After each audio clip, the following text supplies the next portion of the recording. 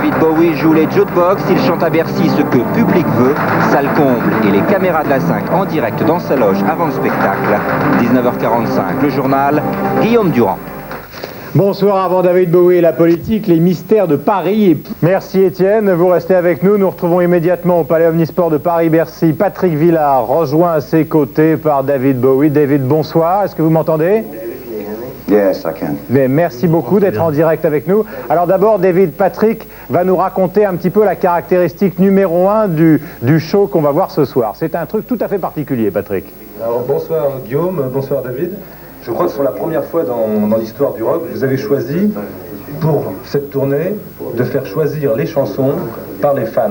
C'est-à-dire qu'il y avait une liste d'une 50aine de chansons et les fans en France votaient par Minitel, en Angleterre, aux États-Unis par téléphone. Alors pourquoi avoir décidé que les fans choisiraient les chansons?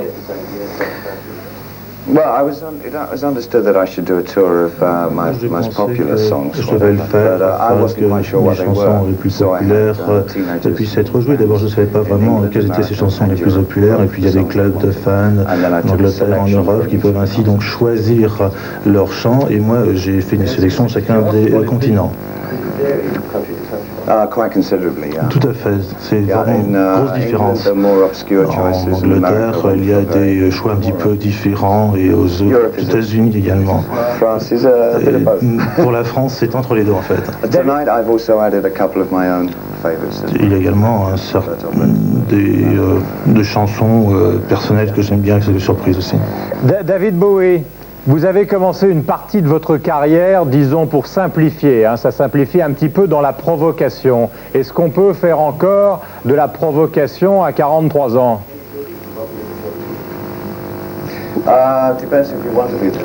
Ça dépend si vous voulez vraiment être provocateur. Pour moi, il n'y a pas de raison à être provocateur à l'heure actuelle.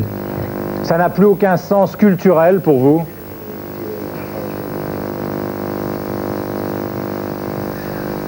I don't know. Écoutez, je ne sais pas. Mais est-ce que vous avez l'impression que le personnage que vous êtes aujourd'hui, par exemple pour les jeunes qui vont venir vous voir ce soir, il a fondamentalement changé par rapport à vos débuts dans les années 70? J'ai changé de façon considérable, ça c'est exact. De quelle manière, David? Expliquez-nous ça. Non, pas en 2 minutes. Non, mais alors en quelques minutes, simplement. Ouais, c'est tout? Je crois que ça apporte toutes les incertitudes. Je ne suis pas aussi positif que lorsque j'avais 20 ans. Ouais. Est-ce que vous avez l'impression, David, maintenant, que le rock est devenu beaucoup plus qu'avant un business sérieux, très important?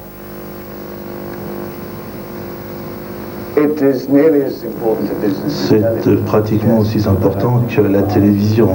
Mais je crois qu'il y a des artistes qui essayent de faire véhiculer justement cette idée qu'ils sont de véritables artistes. Mais c'est effectivement une possibilité de carrière pour de jeunes artistes. David, on ne va pas parler de politique parce que ce n'est pas vraiment l'endroit, mais vous savez qu'il y a en Grande-Bretagne actuellement des tas de problèmes. Qu'est-ce que vous pensez de Margaret Thatcher? Je crois qu'elle est en train de pousser l'Angleterre de toute force vers le XXIe siècle, à grands cris. C'est-à-dire, quand vous dites ça, en même temps, vous semblez ironique. Oui, c'est un peu ma façon de jouer.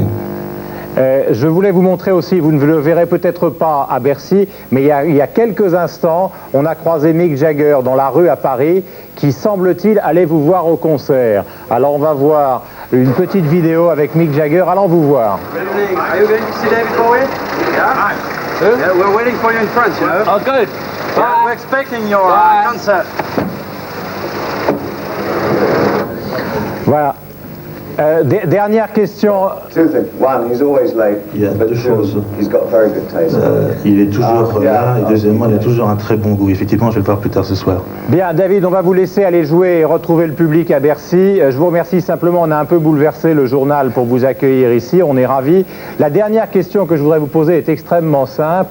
pourquoi les gens qui ont fait cette musique de votre génération sont devenus des stars mondiales et pourquoi finalement ont-ils peut-être plus d'importance pour la culture rock que les gens qui sont venus après vous? The last part again. Je n'ai pas compris la dernière partie. Pourquoi finalement les gens comme Jagger et comme vous?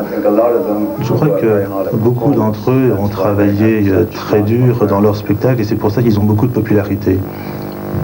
Merci David, merci Patrick. Je sais que c'est pas facile pour vous de répondre à une interview car vous rentrez en scène exactement, vous devriez y être. D'ailleurs, il est 20h11, ils vous attendent. Merci, bonne soirée à Bercy, bon concert. Merci Patrick et à bientôt. On enchaîne immédiatement en revenant, donc pardonnez-nous d'avoir bousculé un petit peu le journal, mais c'était les impératifs du show business puisque David Bowie doit retrouver la scène.